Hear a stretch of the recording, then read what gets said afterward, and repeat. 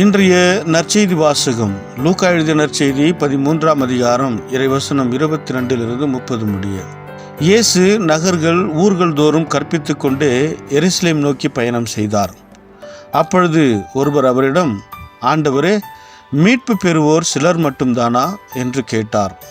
அதற்கு அவர் அவர்களிடம் கூறியது, இடுக்கமான வாயில் வழியாக நுழைய வருந்தி முயலுங்கள். ஏனெனில் பலர் உள்ளே செல்ல முயன்றும் இயலாமற் போகும். வீட்டு உரிமையாளரே, எழுந்து கதவை திறந்துவிடும் என்று கேட்பீர்கள். அவரோ, நீங்கள் எங்கிருந்து வந்தவர்கள் என எனக்கு தெரியாது என பதில் கூறுவார். அப்பொழுது நீங்கள், நாங்கள் உம்மோடு உணவு உண்டோம், குடித்தோம், நீர் எங்கள் வீதிகளில் கற்பித்தீரே என்று சொல்வீர்கள்.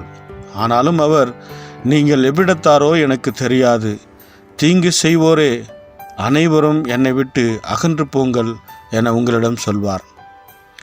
ஆபிரகாமும் ஈசாக்கும் யாக்கோவும் இறைவாக்கினர் யாவரும் இறையாட்சிக்கு உட்பட்டிருப்பதையும் நீங்கள் புறம்பே தள்ளப்பட்டிருப்பதையும் பார்க்கும்போது அழுது அங்கலாய்ப்பீர்கள். இறையாட்சியின் போது கிழக்கிலும் மேற்கிலும் வடக்கிலும் தெற்கிலும் இருந்து மக்கள் வந்து பந்தியில் அமர்வார்கள். ஆம், கடைசியானோர் முதன்மையாவர், முதன்மையானவோர் கடைசியாவர். இது கிறிஸ்து வழங்கும் நற்செய்தி. கிறிஸ்துவே உமக்கு புகழ். ಲೂಕಾ ಅಧ್ಯಾಯ 13 ವಚನ 22-30 ಯೇಸು ಪ್ರತಿಯೊಂದು ಊರಿನಲ್ಲಿಯೂ ಹಳ್ಳಿಗಳಲ್ಲಿಯೂ ಉಪದೇಶಿಸುತ್ತಾ ಜೆರುಸಲೇಮಿನ ಕಡೆಗೆ ಪ್ರಯಾಣ ಮಾಡಿದನು. ಯಾರೋ ಒಬ್ಬನು ಯೇಸುವಿಗೆ, ಸ್ವಾಮಿ, ಎಷ್ಟು ಜನರು ರಕ್ಷಿಸಲ್ಪಡುವರು? ಕೇವಲ ಸ್ವಲ್ಪ ಜನರೋ ಎಂದು ಕೇಳಿದನು. ಅದಕ್ಕೆ ಯೇಸು, ಸ್ವರ್ಗಕ್ಕೆ ನಡೆಸುವ ಕಿರಿದಾದ ಬಾಗಿಲಿನ ಮೂಲಕ ಹೋಗಲು ಪ್ರಯಾಸ ಪಡಿರಿ. ಅನೇಕ ಜನರು ಅದರ ಮೂಲಕ ಹೋಗಲು ಪ್ರಯತ್ನಿಸುತ್ತಾರೆ, ಆದರೆ ಅವರಿಂದ ಆಗುವುದಿಲ್ಲ. ಮನೆಯ ಯಜಮಾನನು ಎದ್ದು ಬಾಗಿಲನ್ನು ಮುಚ್ಚಿದ ಮೇಲೆ ನೀವು ಹೊರಗೆ ನಿಂತುಕೊಂಡು ಬಾಗಿಲು ತಟ್ಟಬೇಕಷ್ಟೇ, ಆದರೂ ಅವನು ತೆರೆಯುವುದಿಲ್ಲ. ಸ್ವಾಮಿ, ನಮಗೆ ಬಾಗಿಲು ತೆರೆ ಎಂದು ನೀವು ಕೇಳುವಿರಿ. ಅವನು ನಿಮಗೆ, ನೀವು ಯಾರೋ ನನಗೆ ತಿಳಿಯದು, ನೀವು ಎಲ್ಲಿಯವರು ಎಂದು ಉತ್ತರಿಸುವರು.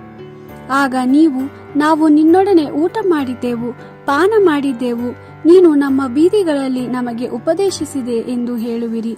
ಆಗ ಅವನು ನಿಮಗೆ, ನೀವು ಯಾರೋ ನನಗೆ ಗೊತ್ತಿಲ್ಲ, ನೀವು ಎಲ್ಲಿಯವರು? ಇಲ್ಲಿಂದ ಹೊರಟು ಹೋಗಿ, ನೀವೆಲ್ಲರೂ ಪಾಪಕೃತ್ಯಗಳನ್ನು ಮಾಡುವ ಜನರು ಎಂದು ನಿಮಗೆ ಹೇಳುವನು.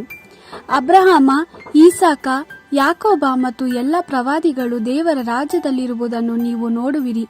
ಆದರೆ ನಿಮ್ಮನ್ನು ಹೊರಗೆ ಹಾಕಲಾಗುವುದು. ಆಗ ನೀವು ಭಯದಿಂದಲೂ ಕೋಪದಿಂದಲೂ ಕೂಗಿಕೊಳ್ಳುವಿರಿ. ಜನರು ಪೂರ್ವ, ಪಶ್ಚಿಮ, ಉತ್ತರ, ದಕ್ಷಿಣ ದಿಕ್ಕುಗಳಿಂದ ಬರುವರು. ಅವರು ದೇವರ ರಾಜ್ಯದಲ್ಲಿ ಊಟಕ್ಕೆ ಕುಳಿತುಕೊಳ್ಳುವರು. ಈಗೋ, ಕಡೆಯವರಾಗಿರುವ ಕೆಲವರು ಮೊದಲಿನವರಾಗುವರು, ಮೊದಲಿನವರಾಗಿರುವ ಕೆಲವರು ಕಡೆಯವರಾಗುವರು. ದೇವರ ವಾಕ್ಯವಿದು. ದೇವರಿಗೆ ಕೃತಜ್ಞತೆ ಸಲ್ಲಲಿ. Gospel according to Luke chapter 13 verse 22-30. Jesus went through towns and villages teaching and making his way to Jerusalem. Someone asked him, Lord, is it true that only a few people will be saved? And Jesus answered, Do your best to enter by the narrow door, for many, I tell you, will try to enter and will not be able. Once the master of the house has got up and locked the door, you will stand outside. Then you will knock at the door calling, Lord, open to us. But he will say to you, I do not know where you come from. Then you will say, We ate and drank with you, and you taught in our streets. But he will reply, I do not know where you come from. Get away from me, all you workers of evil. You will weep and grind your teeth when you see Abraham and Jacob and all the prophets in the kingdom of God, and you yourselves left outside. But others will come and sit at table in the kingdom of God, people coming from east and west, from north and south. Some who are among the last will be the first, and some who are first will be last. This is the word of the Lord. Thanks be to God.